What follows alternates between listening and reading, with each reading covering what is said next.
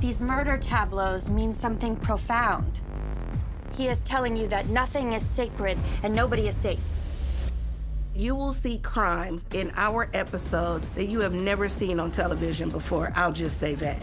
Ryan definitely had his ideas, and he always could talk about different things, and it was both creepy and amazing. Some scenes you might want to turn your head and look away. Put the kids to bed.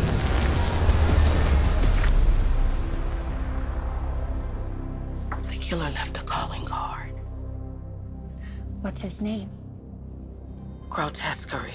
Lois Tryon is trying to put together the pieces of a serial killer that is wreaking havoc on her small desert community. More cases have been solved with chameleon clues. Look for what is hiding in plain sight. Nothing at a murder scene means nothing. The crimes that Grotesquerie pulls off are horrific. They are religious, they are ornate. All the different props and special effects. It was just fun. What does this blood look like, or that debris or body fluid? Where's the blood, Jack? Drained. We had a phenomenal ager dyer who would pretty much over-dye everything with another color. Every shoe had to be worn down, and a lot of sweat, a lot of grime. The murder that happens in this series is very specific and intricate. I'm not quite sure how Ryan even imagined it. The makeup and the hair and the props and the art department, all of us work really closely together, and that's the way that you get that production value and that seamless quality. Kim Jennings is a production designer who I think is a genius, who's really helped us sculpt.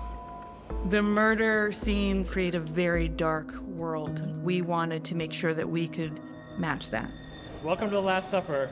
What I loved about this scene was that when I learned about The Last Supper by Da Vinci, it's all based on a one-point perspective.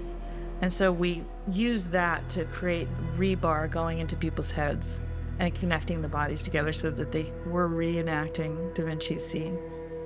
Just seeing Kim's plans and everybody coming in from the props and the cinematography and the hair and makeup, I think it's really, really, really gonna all show up on film.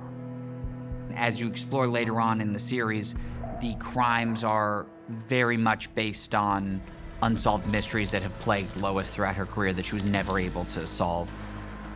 Andrea in episodes 4 and 5 is actually a domestic abuse case. It's definitely shock value. It's going to be really, really hard for people to look at. Something is happening. It's like a hole opened up in the world to the center of nothingness. I think a lot of our references played in between Seven and Thelma and Louise.